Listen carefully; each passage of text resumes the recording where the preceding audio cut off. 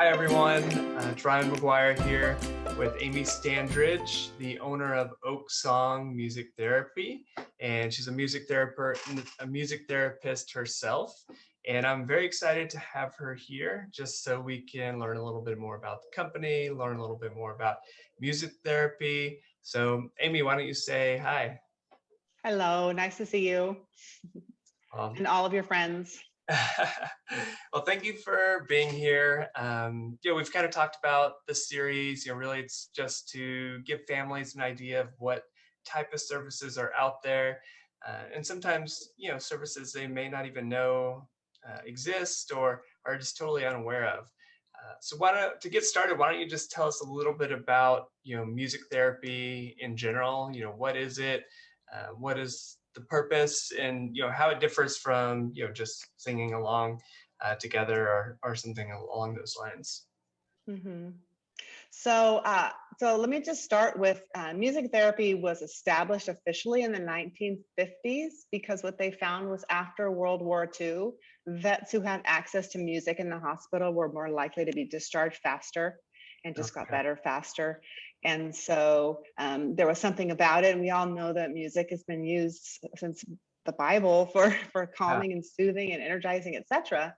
But as an official field in the 1950s, music therapy was born. Yeah. And the American Music Therapy Association is our association. And our definition for music therapy is a little bit dry, but I'm going to share it anyway and then talk about the components. So music therapy is the clinical and evidence-based use of music interventions to address individualized goals with an accredited music therapist from a qualified music therapy program. I didn't get that verbatim, but I got the main parts. Yeah. Very good.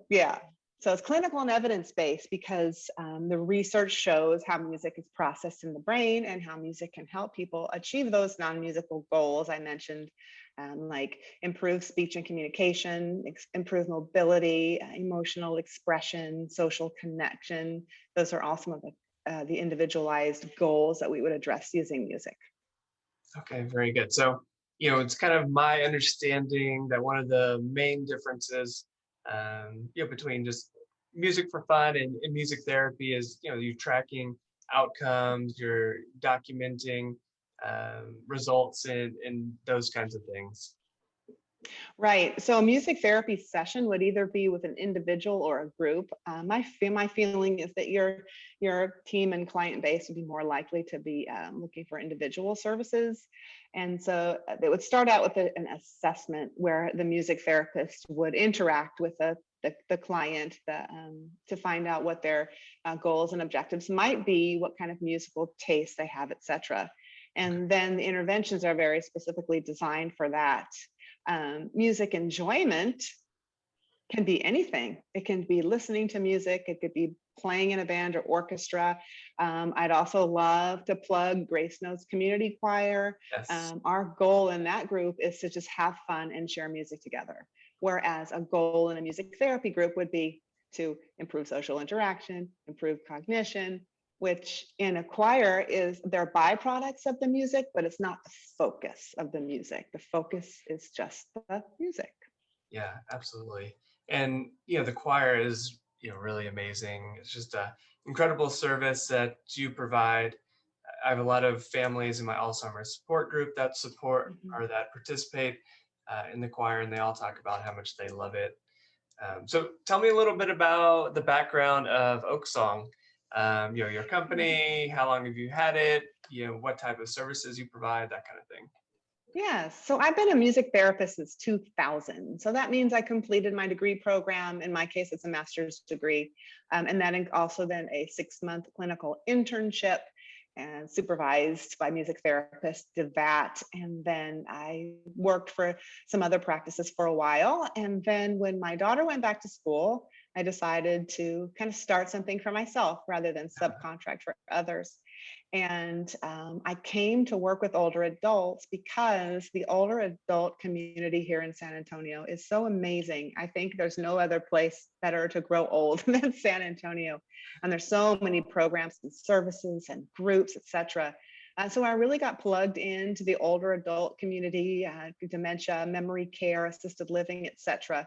And so I decided to make that my focus. I picked the name Oaksong because the oak tree is so starts from an acorn, so that would be a small child, which is not my current population, but then it sprouts into a beautiful tree, it sheds its leaves, it grows its leaves back. So for me, it just kind of symbolized, well, nature for one, and just regrowth and regeneration and change. And music can see us through all of those stages of life. And so that's what Oak Song, that's what I chose that title. And so I've been in business since 2017, I suppose. And then, COVID shook things up and now we're getting back to it. Okay, very good.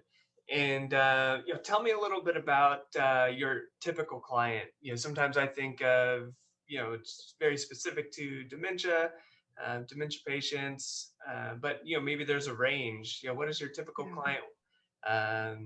What are they dealing with? How do you help them? Those Mhm. kinds of things. Yeah. So typically more and more, my ideal client, my typical client is somebody who has dementia. That might be an early stage or even a very late stage. People still respond to music even when there is not speech anymore, speech and language.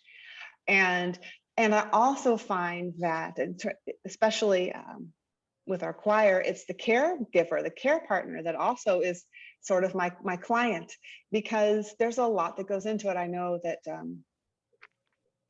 it's stressful and it can bring both physical stress and emotional stress, financial stress, etc. And so I feel like I can also be of service to that person as well as I work with their loved one who has dementia, because we can bring joy and we bring sometimes increased communication. I've had clients who are nonverbal, and if I sing a hymn, they'll say blessings Wow. or that's beautiful, whereas they weren't speaking at all before music came into play. So Yeah, that's those are just some of the, yeah, gosh, that must be so beautiful. like powerful and impactful. And you have a patient that's nonverbal, and maybe their loved ones haven't heard them speak for years, and all of a sudden they're engaged and Yeah. communicative. That's exciting. Yeah. The other thing too is the music is such a powerful point of connection. It's something most everybody relates to. So if I were to, have a client who is in maybe a later stage of dementia, and if I were to go sit with them, it might take some time and effort to bring them sort of into focus and to relate in that way and connect.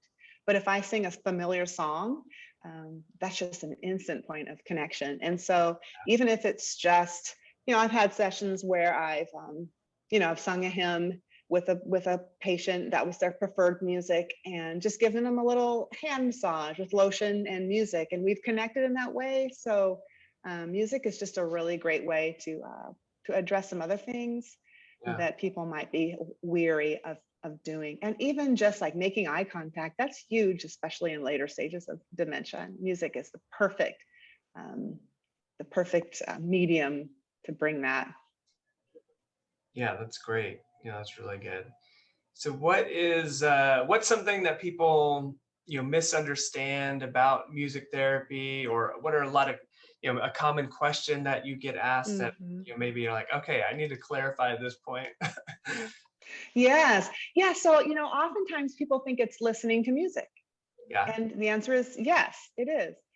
And so much more. So, when I tell somebody I'm a music therapist and they say, do you play music? So you play music for people? I'm like, yes. And they're playing music too. They're interacting, playing instruments, sometimes body percussion, clapping, snapping, patting the legs, even tapping the toes is something that seems so minor, but really are strengthening some important muscles there for walking, Yeah. etc.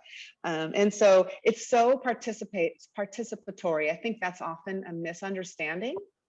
And the other thing is, I want to say that music therapists are so specifically trained in not only knowing how music can help people, but actually sometimes it can be harmful if it's the wrong song, if it's too loud, if it's too fast, etc. And so a music therapist will be trained to see when something is overstimulating and be able to address that. Whereas a layperson using music just therapeutic, using music just recreationally might not be aware of those things. And so that's something that specifies music therapy from just an entertainer or a music group. But I want people to use music, so I don't want someone to go, well, music. Without a music therapist, I can't, dance with my loved one. That's not true. But with a music therapist, you can just target those individualized objectives in a different way. Yeah, absolutely. And I can definitely see how, there would be some confusion between what you do versus some of the music programs I know, like at the Alzheimer's Association or other community organizations where they, load, iPods or whatever it may be, and try to, introduce and keep people engaged through listening to music. But what you do is really, taking it to another level, Yeah. and documenting incomes and our outcomes. And Right.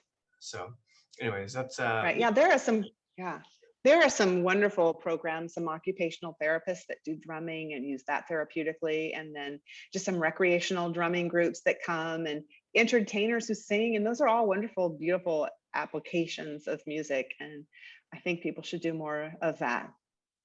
perfect.